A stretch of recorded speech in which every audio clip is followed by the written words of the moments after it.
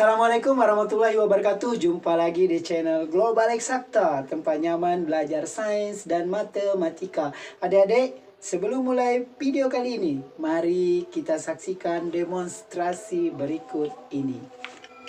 Oke adik-adik, saya akan mendemonstrasikan tentang uji larutan asam basa garam dengan menggunakan indikator kertas lakmus. Selain kertas lakmus, sebenarnya adik-adik bisa menggunakan indikator lain seperti kunyit ya yang alami, kemudian bisa juga bunga kembang sepatu. Tapi pada kesempatan ini saya akan mengajak adik-adik untuk menguji larutan asam basa dan garam menggunakan kertas lakmus. Oke adik-adik, ini kertas lakmusnya. Ya, ini ada dua kertas lakmus. Kertas lakmus merah dan biru. Ini yang seperti pink ini kita sebut merah, yang ini seperti ungu ini kita sebut biru. Jadi di sini hanya ada dua warna, merah dan biru. Ya, ini nanti warna-warna ini ketika kita celupkan ke larutan akan berubah. Kalaupun berubah hanya ke warna dua ini, tidak berubah ke warna yang lain, yaitu merah dan biru. Oke adik-adik, seperti itu ya. Kita akan coba uji 3 buah larutan ya. Oke, pertama kita siapkan larutan just juice. Ini saya siapkan just juice. Oke, kita masukkan just juice-nya ke sini. Oke.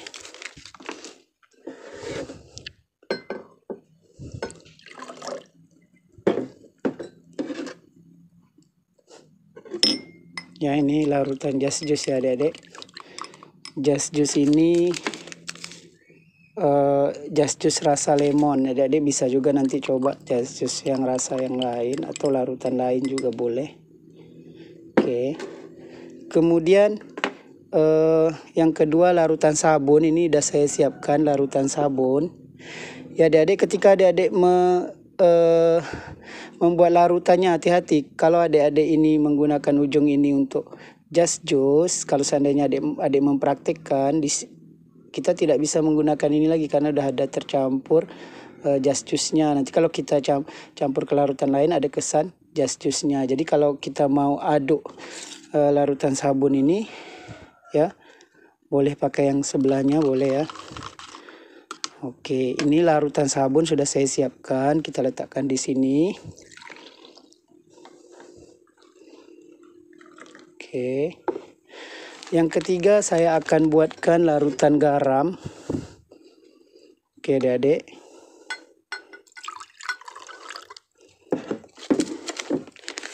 Ini akan saya letak garam halus.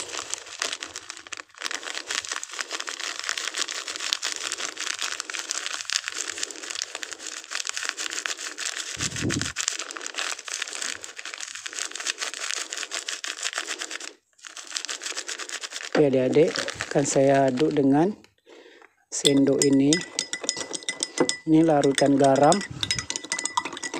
Jadi ada 3 macam larutan, yaitu just juice, larutan sabun, dan larutan garam. Oke adik-adik, sekarang kita uji satu-satu, yaitu larutan just juice terlebih dahulu. Ini saya celupkan dengan kertas lakmus warna merah. Ya, apa yang terjadi? Warnanya tidak berubah, tetap merah ya. Just juice ketika saya celupkan dengan kertas lakmus merah, dia tak berubah, tetap berwarna merah.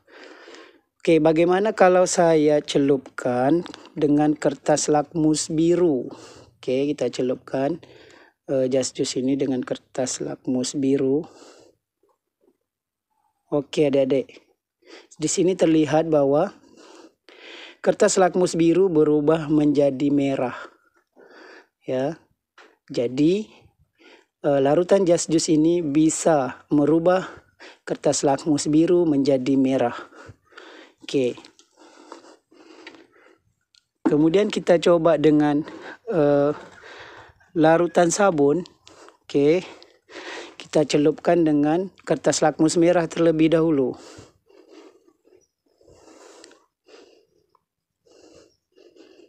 Oke.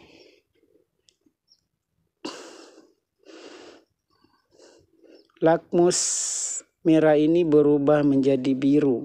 Ya, adik-adik sini nampak ya. Ya. Oke. Lakmus merahnya berubah menjadi biru. Bagaimana kalau larutan sabun kita celupkan lakmus biru? Ini kertas lakmus biru. Ya, dia tak berubah, tetap biru. Jadi larutan sabun lakmus biru tetap biru, lakmus merah berubah jadi biru.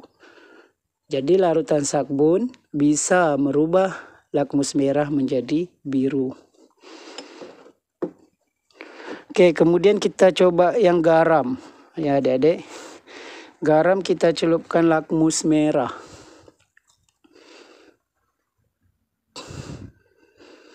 Warnanya tidak berubah, tetap merah. Kemudian kita celupkan larutan garam dengan lakmus biru.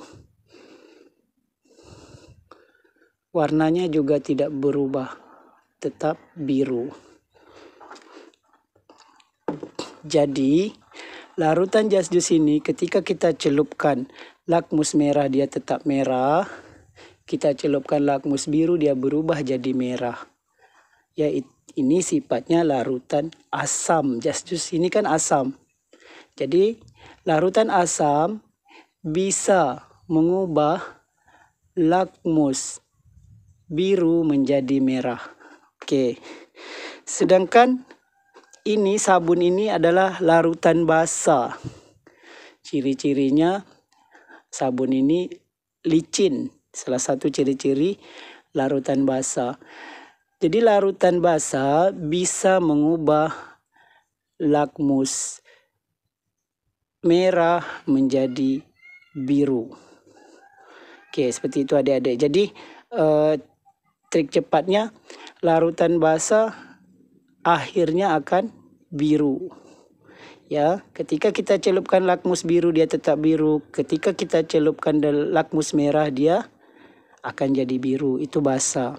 Sedangkan larutan garam dia tidak merubah warna kertas lakmus. Jadi kalau merah ya tetap merah, biru tetap biru. Jadi netral. Ya, larutan garam ini netral. Dia tidak mengubah warna kertas lakmus. Jadi trik cepatnya larutan asam berakhir dengan merah. Ya, larutan basa berakhir dengan biru. Larutan garam tidak mengubah warna kertas lakmus. Atau larutan asam mengubah kertas lakmus biru menjadi merah. Larutan basa mengubah kertas lakmus merah menjadi biru. Larutan garam tidak merubah warna kertas lakmus. Seperti itu adik-adik. Oke adik-adik, itulah materi yang akan kita bahas kali ini, yaitu uji larutan asam, basa, dan garam dengan kertas lakmus.